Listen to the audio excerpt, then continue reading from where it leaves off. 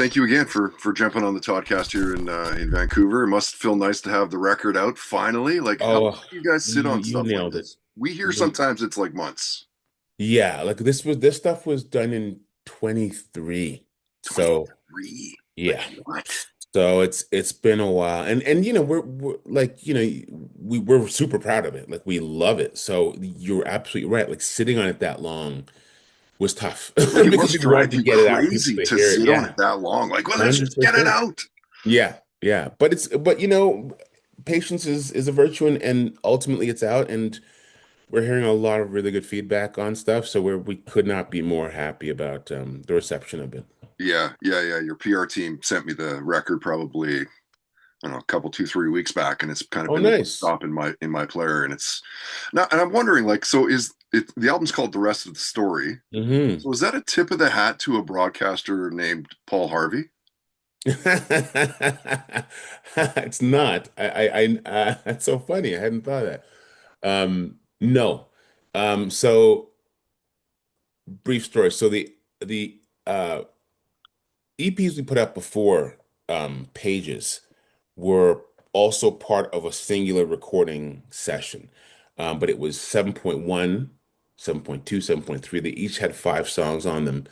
And the idea with those releases were to basically have kind of a taste of different moods and put them in an EP, wait, 6 months or 8 months, do it again, and then do it again. But ultimately, they were all the same sessions, right? When we got to the new sessions with Nick, um, we gone in thinking we were going to do the same thing again, like batch of five, batch of five, batch of five. So we recorded a bunch of these songs, and then we released Pages, which was, meant to be like pages of a book, right? So just another few looks, another few chapters of a book. Um, at some point, we just were like, why are we doing that format anymore? It made a bit more sense, I think, during kind of COVID times, but now we just like, why are we sitting on these songs rather than just releasing them? Mhm. So we released the rest of the story. Uh, And um, uh, now uh, you know the the rest rest of of the the story. story. Exactly. That's great. So I yeah, love that you let's know so the reference. yeah, That's so cool. yeah, that's so funny. Yeah.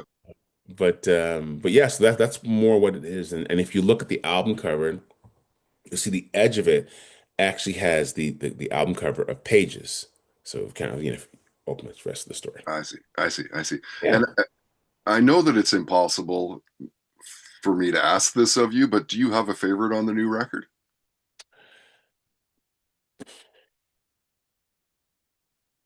I I did, but I don't anymore Hmm. because the ones that not like the least the ones that like weren't as much my favorites end up now being the ones that I'm like, what was I talking about? Those are beautiful. Those are great arrangements. I love those songs. Yeah. So like right now, the singles Believer and the Well, it's man, moved into the Holy Roller, isn't it?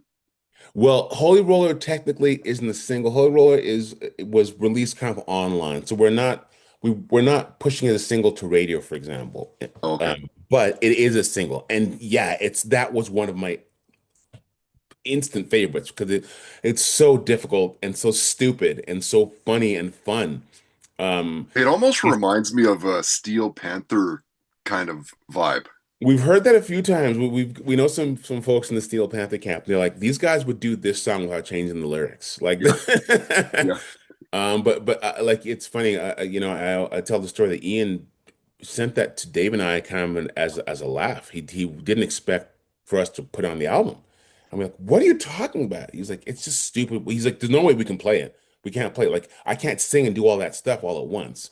So we found a workaround around that. We managed to do it with our auxiliary guitar player, Paulo, where Ian played guitar, and then Chris, our other rhythm guitar player, sang. So Ian just was off the mic so he could do all that stuff. Right. So, and then on the drums, it is a workout. There's no breaks. And so we just did it as a laugh, just thinking like, look, what we can do because it's technically very, very challenging, but also Shredding. Yeah. look how look how much fun it is, just for us to do. And it's funny because Ian doesn't like I grew up with metal, and Ian didn't. He didn't grow up listening to any of that stuff. And I'm like, dude, you found like if someone took a hot rod and crammed Motley Crue and like 80s Judas Priest in there, they'd have this vehicle, you know what I mean? And Yeah, he's like, yeah, I don't know. Like he knows obviously the artist and he knows their material, but he doesn't never listen to them, never claimed to be a fan. Just he just pulls that stuff out of the sky. So with my knowledge of it and my, I know where to go for that stuff, and so does Dave. So yeah, it's just it's instantly was my favorite. But now songs that are more about just kind of playing the part. We have a song called "Dog with the Gun" that like I think I might have. great song, dude. Yeah, One of thank my you. favorites for sure. Right? Yeah, And I think just as a player, because I have like maybe three drum fills in there, I was like, oh, whatever. But now I just love just sitting on it and just like, just driving it home. It's just such a like a tank, So it yeah. changes all the time. And yeah, I'm just really happy with the overall effort. I'm really proud of Ian. I think some of the songs he's written there come from such different places, and it's just very brave to write songs where you have like Holy Roller, or an album rather, where you have Holy Roller and you have Around, and then you have Staff Party, like just all these songs that have nothing to do with each other at all, but each time the band plays it, where each time you hear the recording, it's like it's just a different shade of, Big Wreck. It's a different version of what we're capable of. Yeah, yeah, and you're so right though. Like it's those slow burns. You're like instantly like, nah, it's okay. It's an all right song. But like give it 4 or 5 listens, you're like, this is like one of the best tracks on the record, no Yeah, doubt. Like yeah, it's so like yeah. that. So music's obviously always been part of your life. You're just mentioning, Hmm. loving metal and stuff as a kid, but like what were you listening to, and being influenced as a kid, and like what bands and stuff were your parents playing in the house as a kid? Hmm. So yeah, I'm from Trinidad. I'm from the Caribbean. Yeah, I moved to Canada when I was 12, 11 or 12. Um, so our household was very strictly Caribbean music. It was soca, calypso, reggae. That's it. Like it just in the Caribbean, I'm 53, so like in the Caribbean in the 70s, like it's not like it was a eclectic mix. It just was not like that. And so coming to Canada was a huge culture shock. sure. Being exposed to all the different types of music and also trying to assimilate as an immigrant to a completely different culture. I had never seen snow before. And I landed in a snowstorm, and I'd And where'd you never move to as a kid? Where Montreal Montreal. in the Oh middle my of a God. snowstorm. And like my brother and I we were catatonic. We couldn't speak. We just looked out the window, just like you know what I mean. So it was a huge culture shock, and Sure. obviously with music that was the case too, being exposed to all different kinds of things on the radio and things like that. And then when I started playing drums around age 16, I had some friends who were into the, heavier stuff, right? Like SNFU and Sex Pistols and Metallica. Like so I kind of jumped on board with Justice for All album with Metallica, and then I got super into early Soundgarden, and then the first two Chili Peppers albums, and then just kind of went off from there, right? So um, just being exposed to that stuff and then playing my instrument, those two things helped like those two things were like, well, good music is good music. It doesn't matter where it's from, Mhm. right? It's just a matter of being able to understand it and translate it to the instrument, and so yeah, Is it's that what, just a like, do you think that that's one of the reasons why you play so many genres so well, is that you grew up in a calypso reggae kind of environment, come to Canada, you're exposed to um all these other genres and stuff? Like, because you are an accomplished drummer way beyond rock. We all know that. oh, thanks, man. Yeah, yeah, like it's yeah. You know what? I hadn't thought of it. hadn't joined those two things, but I suppose you're absolutely right. Like just being an immigrant, being an alien on a new planet and trying to fit in and trying to figure out how things work with old knowledge. I mean, yeah, I suppose that on a very fundamental level allows me to kind of be open to listen to other stuff. And then, I kind of before my friends turned me on to that stuff, I was into stuff that I heard around the house, right? So Mm, and stuff on the radio and things like that. And then eventually my friends were like, "Hey, you're black, you play drums, you'll like Fishbone and Bad Brains." And I was like, "Hey, fuck you, but you're right, I fucking love those bands now, actually. They're incredible and they're responsible for who I, you know what I mean?" So sure. just being open and being able to see things from a different perspective, from a person of color, and then being able to see other people of color play like living color and like, oh my God, black people can do that? Black people can play music like that and do it as good as anybody else. Like, okay, all right. And just being able to I like that music. I like all I love Steely Dan. I love Shaka Khan. I love Ginger Baker. So like being able to hear good music and pull those elements. Like I don't think I'm a particularly great drummer in one idiom. I absolutely consider myself a jack of all trades. Mhm. And I think that's just because I understand uh, Well, you why understand time. something. Yeah, I understand time, but I understand time in different idioms. So, like with Ian, certainly the reason we work so well together is just because I was a fan. Like before I met him, before he knew I existed, I was a huge fan. Right. And so I would listen to those songs and listen to Forrest, the original drummer, and his parts on there, and be like, "Yeah, I absolutely get Yeah, dude. this." Force So was a when I monster. got into the Yeah. band, it was just like, yeah, whatever, dude. Next. Yeah. That's super rad. Yeah. Well, what was the first concert you went to? The first concert I went to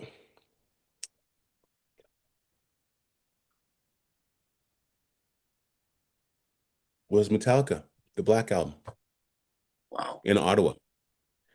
Um, yeah, I went with a couple of friends, and they weren't even that into them, but I just was so it was yeah by far the biggest show I'd ever been to.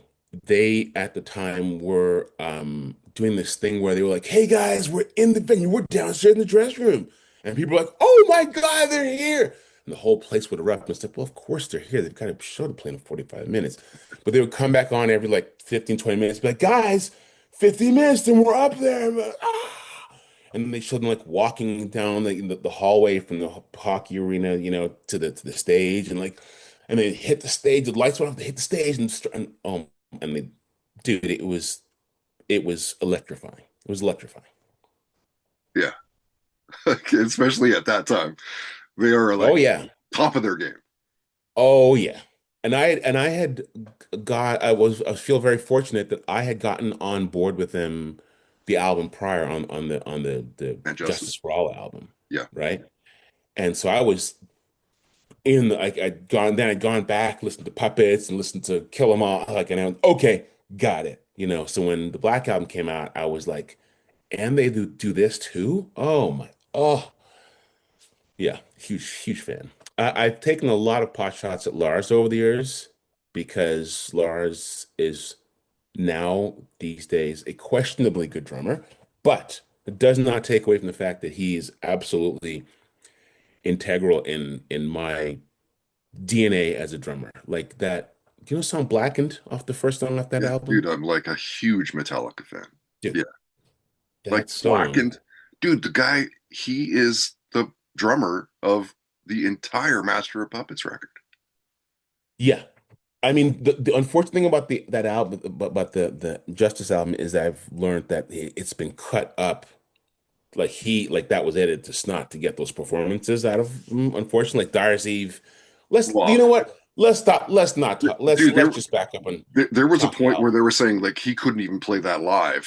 Yeah, but he's doing it Dear now mother, though. dear father, what is this Yeah, hell you yeah, have he's doing put it me now though. through? Dude, such a crazy record, man. Yeah, but when I first heard Blackened, I would just like I even talk about it now. My I get goosebumps just because it's just you know what's about to come, and it was just such yeah, it was such a moment for me to hear Metallica Yeah, yeah. and hear him live. Sekou, I wanted to, we've lost some legends this year, and I kind of want to get some thoughts. Hmm. It's been a rough year for us, right? So I want to get Oh yeah. some thoughts on how they influenced you.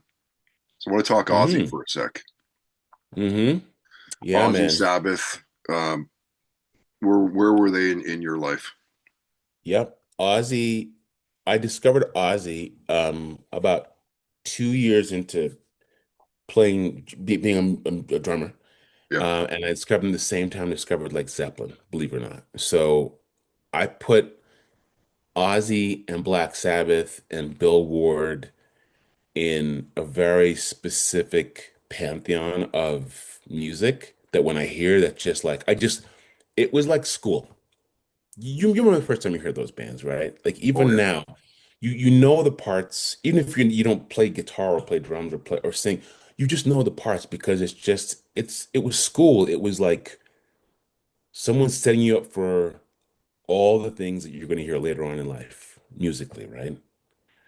From I'm getting emotional talking about Jesus. Um, yeah, it was school. It was which is part of like our, like it's part of who we are. exactly. And hearing like his voice and his just I would oftentimes think back to like what it must have been like at that time to hear that on the radio and be like, what on earth is happening right now, you know?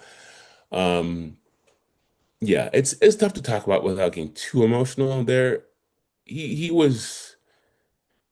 he was definitely somebody who taught me a lot about metal and about rock music. Um, yeah. Yeah.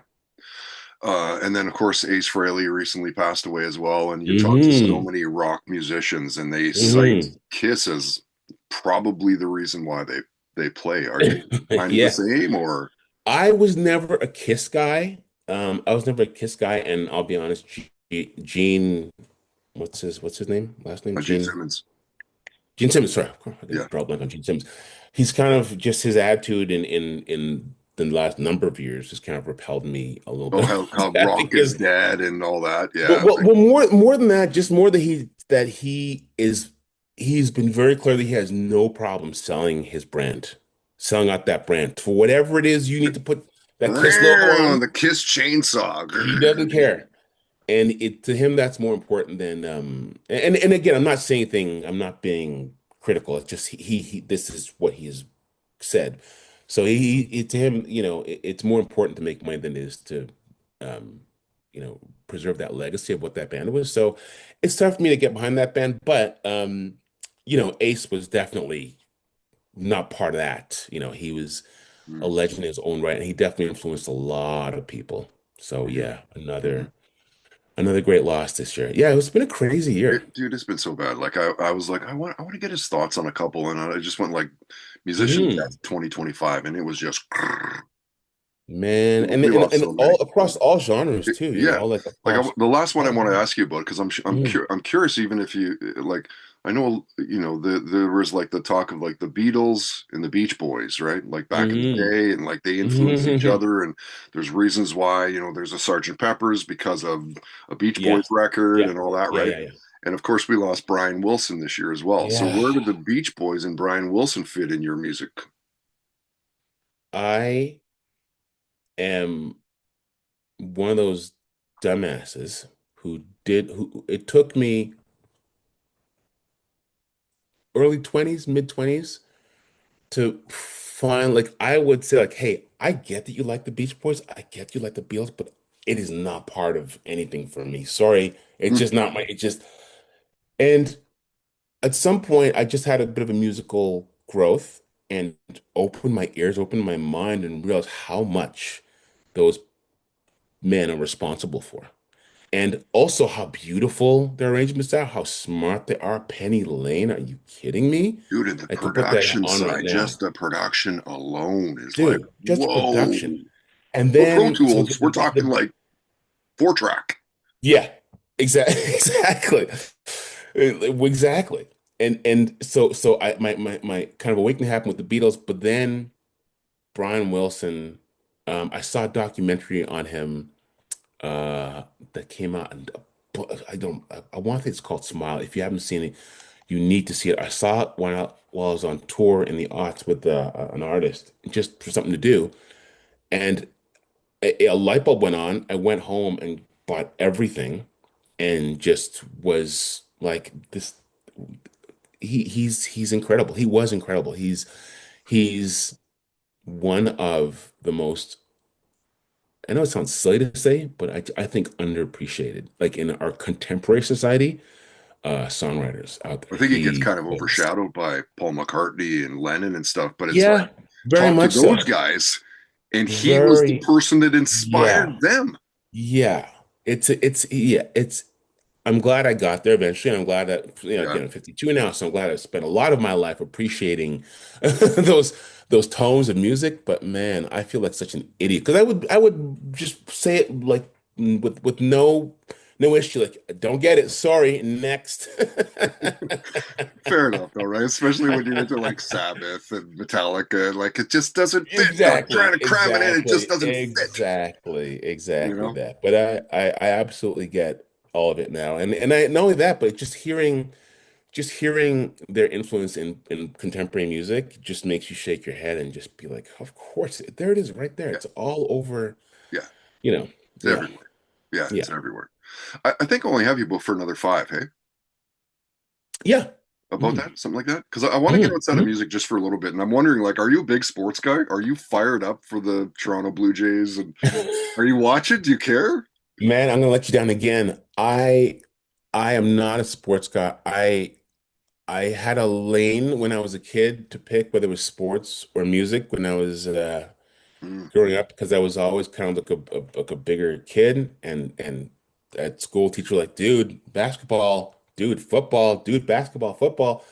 And I was just like, yeah, these drums are kind of you're it pretty for me, cool man. though. Like, And because of my fucking ADHD, my brain's like, you can't do two things at once. It's this or that. Pick what you're doing this, and I just went that way. The thing that I'm super passionate about is MMA. Randomly, I got dude, into it about yes. 15 years ago, and I don't mean UFC. I mean I love UFC, Like, yeah, yeah, obviously, just like MMA. but MMA, you know Yeah, what I mean, and BJJ and finding out about guys outside the organization and different organizations, stuff like that. So you too, you as well? love it, man. I get on Yeah. pro fighters all the time. There you go. Yeah, So dude, so love that it. that I'm a nerd about that stuff, In but fact, I also think that the week that you're going to be like, because well, I'll release the this full interview, but then I do like Mhm. 3 guests in a podcast. Oh, So, nice, very so it's cool. See, you. that's very cool. I like It's a that. guy named Bryce Meredith who fights in the PFL, and an actor Wow, named Seth Eden. very cool. So yeah, That's you'll so actually be on cool. the episode that you're in. Hi, There's going to be Bryce. a pro fighter as well. So yeah, man, I love it for sure. But all that to say, unfortunately, I'm not. But having said that, I'm not an idiot. Like Jesus Christ, like what the fuck? Yeah, We're at the yeah, doorstep. Like this is insane, and you can feel it everywhere. Like you can just feel it everywhere. So I don't want to. I respect Blue Jays fans too much to be a fake fan and just jump on my social media and go rah rah rah all because I've yeah, never done it before. So I'm just very quietly going rah rah rah. yeah. Like it'd be Um, nice to see the Jays win. oh, it would be. Yeah, it'd be. I Sure, mean, it's nice to see us come this close. This kind of crazy, it's crazy. like Yeah, one more game, baby, one so. more. Yeah, it's Yeah. insane. So what is it? Um, So what do you binge watch then? what do I binge watch? Let me tell you in a second here. Um, I have an application because I that keeps track of all my shows. Yeah. Um, so I like the stuff that makes your brain hurt, or the stuff that I don't like. I don't generally like reality TV stuff.